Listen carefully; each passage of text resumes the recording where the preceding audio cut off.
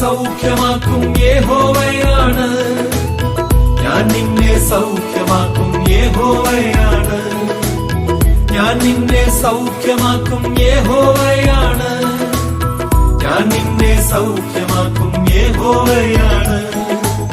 കണ്ണടിപ്പിണരാൻ കണ്ണടിപ്പിണരാൻ കണ്ണടിപ്പിണരാൻ എനിക്കു സൗഖ്യം, കണ്ണടിപ്പിണരാൻ കണ്ണടിപ്പിണരാൻ കണ്ണടിപ്പിണരാൻ എനിക്കു സൗഖ്യം. വേഗം വരുന്ന നമ്മുടെ കർത്താവായ യേശുക്രിസ്തുവിൻ്റെ ധന്യനാമത്തിൽ എല്ലാവർക്കും സ്നേഹവന്ദനം. പാപം ചെയ്ത് ദൈവത്തിൽ നിന്ന് അകന്നുപോയ തൻ്റെ ജനത്തോടുള്ള ദൈവത്തിൻ്റെ ആഹ്വാനമാണ് ഹോശേയ 14 1-ാമത്തെ വാക്യം. ഇസ്രായേലേ, നിന്റെ ദൈവമായ യഹോവയുടെ അടുക്കിലേക്ക് മടങ്ങി വരിക, നിന്റെ അകൃത്യ നിമിത്തമല്ലോ നീ വീണിരിക്കുന്നത്. ഇസ്രായേൽ എന്നതിന് പകരം നമ്മളുടെ പേര് ചേർത്ത് വായിച്ചാൽ ഇത് നാം ഓരോരുത്തരോടുമുള്ള ദൈവത്തിൻ്റെ ആഹ്വാനമാണ് എന്ന് മനസ്സിലാക്കാം. വീണിരിക്കുന്നത് നമ്മുടെ അകൃത്യ നിമിത്തമാകിയാൽ അവയെ ഏറ്റുപറഞ്ഞ് നമുക്ക് ദൈവത്തിൻ്റെ അടുക്കലേക്ക് മടങ്ങിച്ചെല്ലാം. എഫെസോസ് സഭയോട് പറയുന്നത്, നീ ഏതിൽ നിന്ന് വീണിരിക്കുന്നു എന്നോർത്ത് മാനസാന്തരപ്പെടുക. വെളിപ്പാട് 2:5. എന്തൊക്കെ വീഴ്ചകളാണ് നമുക്ക് സംഭവിച്ചിരിക്കുന്നത്? ഹോശേയ 7:8 പറയുന്നത്, അവിശ്വാസികളോട് ഇടകലർന്നുള്ള ജീവിതമാണ് നമ്മെ പാപത്തിലേക്ക് നയിച്ചിരിക്കുന്നത് എന്നാണ്. ദൈവജനം വേർപെട്ട് നിൽക്കേണ്ടുന്ന പല അവസ്ഥകളും ഉണ്ട്. അവയോട് വേർപെട്ട് നിൽക്കാതെ സമൂഹത്തിലുള്ള പല ആചാര അനുഷ്ഠാനങ്ങളും ജീവിതത്തിൽ പകർത്തിക്കൊണ്ട ഇന്ന് വിശ്വാസി ജീവിക്കുന്നത്. അബ്രഹാമിനെ ദൈവം വിളിക്കുമ്പോൾ പറയുന്നത്, നീ നിന്റെ ദേശത്തെയും ചാർച്ചക്കാരെയും പിതൃഭവനത്തെയും വിട്ട് ഞാൻ കാണിപ്പാനിരിക്കുന്ന ദേശത്തേക്ക് പോകണമെന്ന. ഉൽപ്പത്തി 12:1. ഇത് പൂർണ്ണമായി അനുസരിക്കുവാൻ അബ്രഹാമിന് കഴിഞ്ഞില്ല. അബ്രഹാം യാത്ര ആരംഭിക്കുമ്പോൾ തൻ്റെ സഹോദരപുത്രനായ ലോത്തും കൂടെ ചേർന്നു. സഹോദരപുത്രൻ കൂടെ വരണ്ട എന്ന് പറയുവാൻ അബ്രഹാമിന് കഴിഞ്ഞില്ല. ദൈവം പറഞ്ഞതിന് പ്രകാരം അബ്രഹാം എല്ലാറ്റിനെയും വിടണമായിരുന്നു. ലോത്തിനെ കൂടെ കൂട്ടിയത് യാഥാർത്ഥ്യത്തിൽ പിണക്കം ഉണ്ടാകുന്നതിന് കാരണമായി. ഉൽപ്പത്തി 13:7. തുടർന്ന് അവർ തമ്മിൽ വേർപിരിഞ്ഞു. അതിനുശേഷമാണ് ദൈവം വീണ്ടും അബ്രഹാമിന് പ്രത്യക്ഷനായത്. 13:14. വേർപാട് ജീവിതം നയിക്കാതെ ദൈവം നമ്മോട് ഇടപെടുകയില്ല. ഇസ്രായേൽ രാജാവായ അഹാബിനെ കുറിച്ച് 1 രാജാക്കന്മാർ 16:30 മുതലുള്ള വാക്യങ്ങളിൽ പറയുന്നത്, ദൈവത്തെ ആരാധിക്കേണ്ടുന്നവൻ അന്യജാതിക്കാരത്തിയെ വിവാഹം കഴിച്ച് ഭാര്യ ആരാധിച്ചിരുന്ന വിഗ്രഹാരാധനയിലേക്ക് തിരിഞ്ഞുവെന്ന. ലേവ്യ പുസ്തകം 20:26 ദൈവം പറയുന്നത്, നിങ്ങൾ എനിക്കുള്ളവരായിരിക്കേണ്ടതിന് ഞാൻ നിങ്ങളെ ജാതികളിൽ നിന്ന് വേർതിരിച്ചിരിക്കുന്നു. ദൈവത്തിന് വേണ്ടി വേർതിരിക്കപ്പെട്ടിരിക്കുന്ന നാമും ചുറ്റിലുള്ള അനേക ആചാര അനുഷ്ഠാനങ്ങൾ ജീവിതത്തിൽ പകർത്തിക്കൊണ്ടല്ലേ വിശ്വാസി എന്ന് പറഞ്ഞ് യാത്ര ചെയ്യുന്നത്.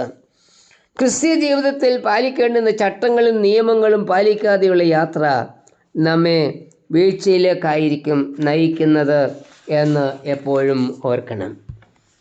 ഹോശേയ 7:8 എഫ്രയീം നിവാസികളെക്കുറിച്ച് പറയുന്നത്, അവർ മറിച്ചിടാത്ത ദോശയാകുന്നുവെന്ന്. ദോശ മറിച്ചിടാതിരുന്നാൽ ഒരു വശം മുഴുവൻ കരിഞ്ഞു പോകും, പിന്നെ ഉപയോഗിക്കുവാൻ കൊള്ളില്ല. അനേക വിശ്വാസികൾ ഇതുപോലെയാ. ഒരു വശം നല്ലതാ, എന്നാൽ മറുവശമോ. ഇന്ന് നാം ആരാധനയിലും കൂട്ടായ്മയിലും പങ്കെടുക്കുമ്പോൾ വലിയ ഭക്തന്മാരാ. ആരാധന കഴിഞ്ഞ് പുറത്തിറക്കുമ്പോഴാ വിശ്വാസിയുടെ തനി സ്വഭാവം പുറത്തു വരുന്നത്. അതായത് വിശുദ്ധി നഷ്ടപ്പെട്ട അവസ്ഥ. ഈ അവസ്ഥയെക്കുറിച്ച് കർത്താവ് പറയുന്നത്, പുറം വെടിപ്പാക്കിയ കിണ്ടികിണ്ണങ്ങളും വെള്ളതെച്ച ശവക്കല്ലറകളുമെന്ന. മത്തായി 23, 25, 27 വാക്യങ്ങൾ. യാക്കോബ് 3, 10, 11 വാക്യങ്ങളിൽ ഒരു ചോദ്യമുണ്ട്. ഉറവിൻ്റെ ഒരേ ദ്വാരത്തിൽ നിന്ന് മധുരവും കയ്പുള്ള വെള്ളവും പുറപ്പെട്ടു വരുമോ? ഒരു വിശ്വാസിയുടെ ജീവിതം എല്ലാ തലങ്ങളിലും പൂർണ്ണമായിരിക്കണം.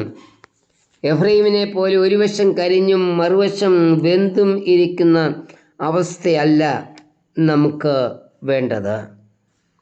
വിശ്വാസി എല്ലാ തലങ്ങളിലും പൂർണ്ണനായിരിക്കണം, പൂർണ്ണ വിശുദ്ധിയുള്ളവനായിരിക്കണം. ഹോശേയ 7:9 പറയുന്നത്, ഇടകലർന്നുള്ള നമ്മുടെ ജീവിതം നയിച്ച് നാം ബലം നഷ്ടപ്പെടുത്തി കളഞ്ഞിരിക്കുന്നു. അതായത് നമ്മളുടെ ബലം അന്യജാതിക്കാർ തിന്നുകളഞ്ഞിരിക്കുന്നു എന്നാണ് ഇവിടെ പറയുന്നത്.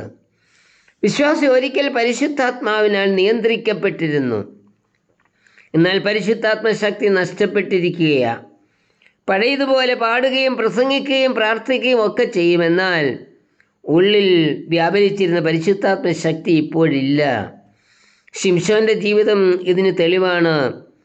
ന്യായാധിപന്മാർ 16, 19, 20 വാക്യങ്ങളിൽ പറയുന്നത്, തന്നിലുണ്ടായിരുന്ന ദൈവശക്തി നഷ്ടപ്പെട്ടു പോയത് ശിംശോൻ അറിഞ്ഞില്ല.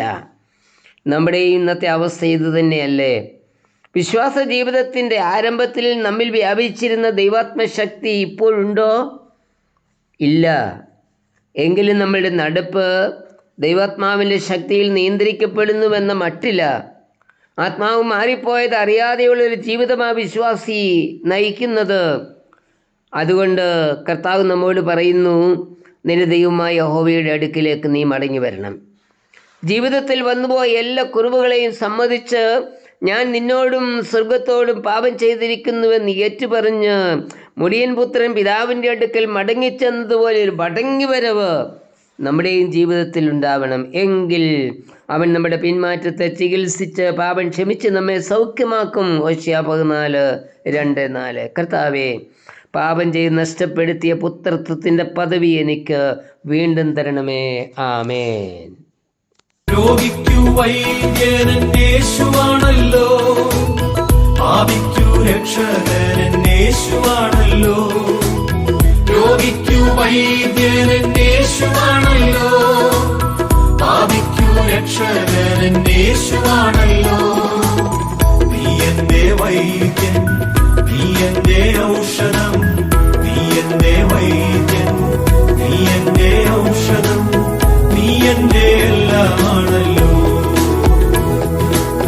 നീ എന്റെ വൈദ്യൻ, നീ എന്റെ ഔഷധം, നീ എന്റെ വൈദ്യൻ, നീ എന്റെ ഔഷധം, നീ എന്റെ എല്ലാമാണല്ലോ.